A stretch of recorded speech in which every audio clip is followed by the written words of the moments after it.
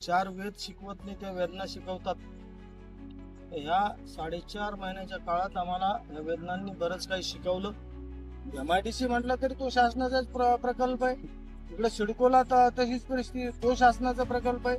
पुरंदर विमानतळ असेल तो शासनाचा प्रकल्प आहे.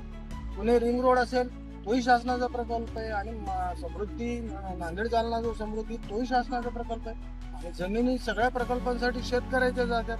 मग एका शेतकऱ्याला एक न्याय, एका शेतकऱ्याला एक न्याय, असं कसं करता येतं? ज्यांनी माकड उड्या मारायला लागले, वानर चाळे करायला लागले, त्या अधिकाऱ्यांचा बंदोबस्तासाठी करणार आहे का नाही खोतकर साहेब तुम्ही काही? गेल्या 8 दिवसापासून आम्ही तुमची वाट पाहतोय. मराठा आंदोलन झालं, गणेशोत्सव झाला, आम्ही किती दिवस थांबायचं?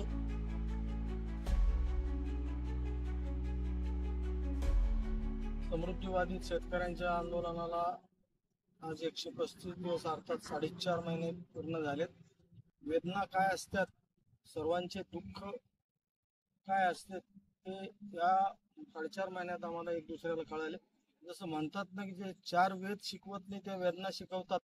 ह्या 4.5 महिन्याच्या काळात आम्हाला या वेदनांनी बरंच काही शिकवलं. परंतु सर्वसामान्यांच्या वेदना, प्रजेचे सुखदुःख ज्यांनी जाणून घ्यायचे त्यांनाच राजे म्हटले जातं. परंतु आमचे जे राजे आहेत ते शिवाजी महाराजांचं नाव घेऊन सत्ता करते, ते कुठल्याही पक्षाचे असो. यांची सुरुवात छत्रपती शिवाजी महाराजांपासून होते. परंतु गेल्या 4 महिन्यातला घटनाक्रम पाहिला, मराठा समाजानंतर विविध समाजाचे आंदोलन सुरू झाले. ते कशामुळे झाले तर ह्या मागण्या काही आजच्या नाहीत. त्यांना वेळोवेळी आश्वासनं दिली जातात. धनगर समाजाचं तर मला जसं कळतं तेव्हापासून मी पाहतोय त्यांना ST आरक्षण द्यायचं प्रत्येक पक्ष सांगतो, सत्तेत आल्यावर विसरून जातो. कुठल्या एका जातीचे जर असते, जातीचे धर्माचे जर इथे शेतकरी असते तर मला वाटतं वेगवेगळ्या पक्षाचे नेते इथे आले असते, आमच्या भावना समजून घेतल्या असत्या, सत्ताधारीही वेळोवेळी आले असते, आमचे प्रश्न मार्गी लावण्यासाठी प्रयत्न झाले असते. परंतु इथं 18 पगड जातीचे शेतकरी जे छत्रपती शिवरायांना अभिप्रेत आहेत त्या पद्धतीचे, त्या प्रकारचे सर्व शेतकरी इथे आहेत. शिवरायांचं नाव घेताना तरीही तुम्ही या आंदोलनाकडे दुर्लक्ष करता. आम्ही मागणी करीत होतो रास्त मूल्यांकनाची. आमच्या महामार्गाला लगतच्या गावाच्या जमिनी तुम्ही 12-12.5 लाखांनी घेता. आणि काल परवाच छत्रपती संभाजीनगर मध्ये MIDCचं विस्तारीकरण होणार आहे.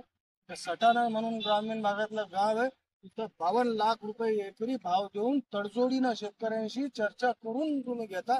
MIDC म्हटलं तरी तो शासनाचाच प्रकल्प आहे. इकडे सिडकोला तशीच परिस्थिती, तो शासनाचा प्रकल्प आहे.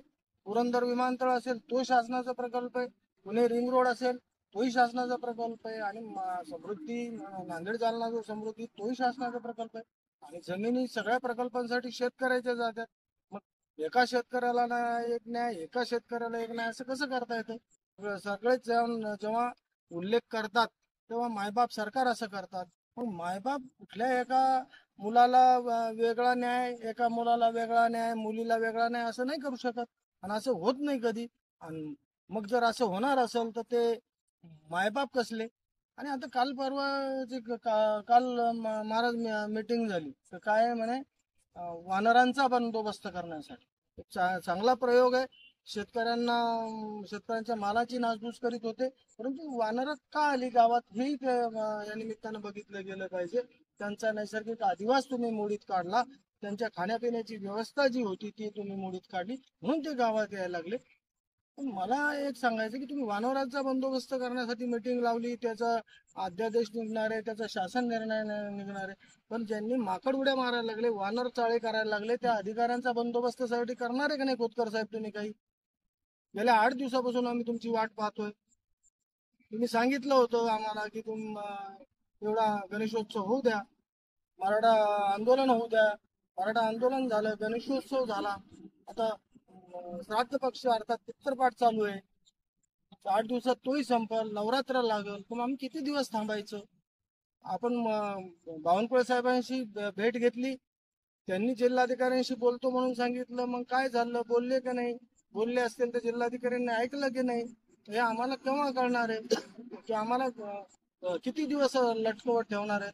या निमित्तानं मला सगळ्यांना सांगायचंय तर आम्ही तो निर्णय घेतलेला आहे जमिनी न देण्याचा. परंतु आजही अनेक शेतकरी असे आहेत की त्यांना ते परवडणार नसेल. आम्ही करूच, पण एखादा शेतकरी त्याच्यावरच त्याची जी उपजीविका असेल त्या भरोश्यावर त्यानं काही जर केलं असेल त्याच्यासाठी ते सोयीचं होणार नाही.